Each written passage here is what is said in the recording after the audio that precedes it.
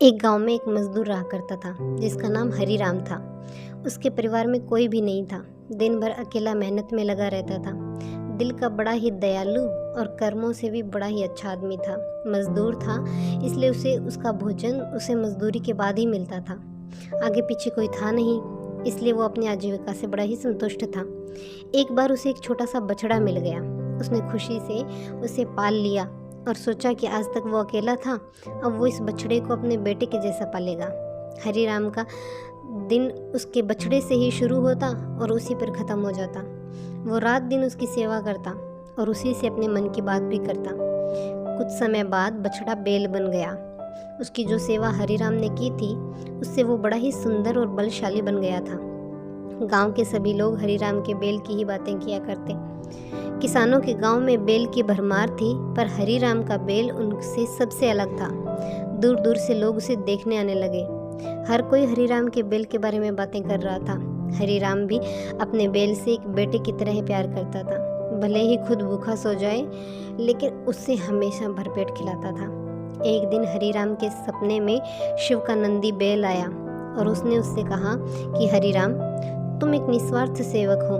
तुमने खुद की तकलीफ को छोड़कर अपने बैल की सेवा की है, इसलिए मैं तुम्हारे बैल को बोलने की शक्ति दे रहा हूँ। इतना सुनते ही हरीराम जाग गया और अपने बैल के पास गया। उसने बैल को सहलाया और मुस्कुराया कि भला एक बैल बोल कैसे सकता है। तभी अचानक आवाज़ आई कि बाबा, आपने मेरा ध्यान एक बेटे की तरह रखा है। मैं आपका बड़ा ही आभारी हूँ। आपके लिए कुछ करना चाहता हूँ। यह सुनकर हरीराम घबरा गया। उसने खुद को संभाला और तुरंत ही बैल को गले लगा लिया। उसी समय वह अपने बैल को नंदी कहकर पुकारने लगा। दिन भर काम करके आता और नंदी से बातें करता। गरीबी की मार बहुत थी। नंदी को तो हरीराम भरपेट देता था, लेकिन खुद भूखा सो जाता था। यह बात नंदी को अच्छी नहीं लगती थी। उसने हरीराम से कहा कि वो नगर के सेठ के पास जाए और शर्त रखे कि उसका बैल नंदी 100 गाड़ियाँ खींच सकता है।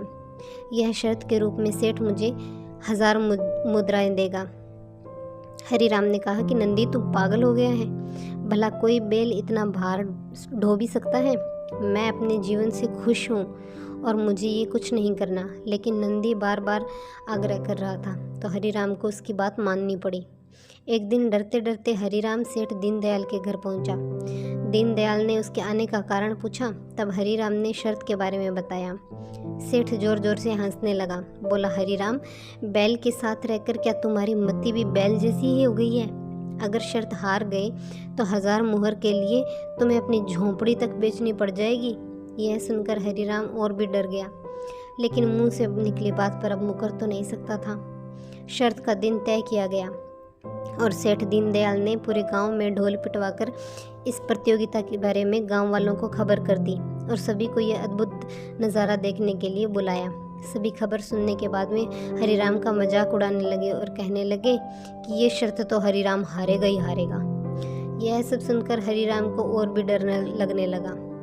उसकी नंदी से घृणा होने लगी। वो उसे कोसने लगा, बार बार उसे दोष देता और कहता कि मैंने इस बैल को पाल लिया और ये मेरी अच्छी भली कट रही थी, इसके कारण अब सर की छत से भी जाऊंगा और लोगों की थू थू होगी वो अलग। अब हरीराम को नंदी बिल्कुल भी रास नहीं आ रहा था। वह भी दिन भी आ गया जिस दिन प्रतियोगिता होनी थी। 100 माल से भरी गाड़ियों को आगे नंदी पर जोता गया और गाड़ी पर खुद हरीराम बैठा। सभी गांव वाले ये नज़ारा देखकर हंस रहे थे और हरीराम को भला बुरा कह रहे थे। हरीराम ने नंदी से कहा कि देख, तेरे कारण कितना सुनना पड़ रहा है। मैंने तुझे बेटे के जैसे पाला था और तूने मुझे सड़क पर लाने का काम कर दिया। हरीराम के ऐसे घृणित शब्दों के कारण नंदी को गुस्सा आ गया और उसने ठान ली कि वो एक कदम भी आगे नहीं बढ़ाएगा। इस तरह हरीराम शर्त हार गया। सभी ने उसका मजाक उड़ाया और उसे अपनी झोंपड़ी सेठ को देनी पड़ी। अब हरीराम नंदी के साथ मंदिर के बाहर पड़ा हुआ था और नंदी के सामने रो रो कर उसे कोस रहा था। उसकी बातें सुनकर नंदी से सहा नहीं गया और उसने कहा कि बाबा हरीराम, यह सब तुम्हारे कारण ही हुआ है। यह सुन हरीराम चौंक गया और गुस्से में पूछा कि क्या मैंने क्या किया है? तुमने भांग खा रखी है क्या?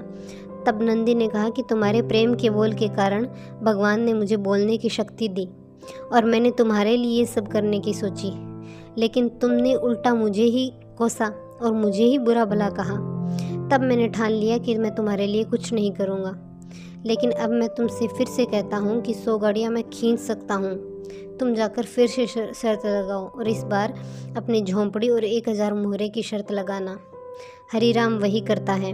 फिर से शर्त के अनुसार 100 गाड़ियाँ तैयार कर नंदी को जोता जाता है और फिर से उस पर हरीराम बैठता है और प्यार से सहलाकर उसे गाड़ियाँ खींचने को कहता है। इस बार नंदी ये कर दिखाता है, जिसे देख सब स्तब्ध रह जाते हैं और हरीराम शर्त जीत जाता है। सेठ दीनदयाल उसे अपनी झोंपड़ी और 1000 मुद्राएं देता है। सही कहा है किसी ने कि विश्वास से सब कुछ हासिल किया जा सकता है। आपको कहानी कैसी लगी कमेंट करके ज़रूर बताइएगा और ऐसी ही अच्छी अच्छी कहानी सुनने के लिए मेरे चैनल को सब्सक्राइब ज़रूर कीजिएगा। धन्यवाद।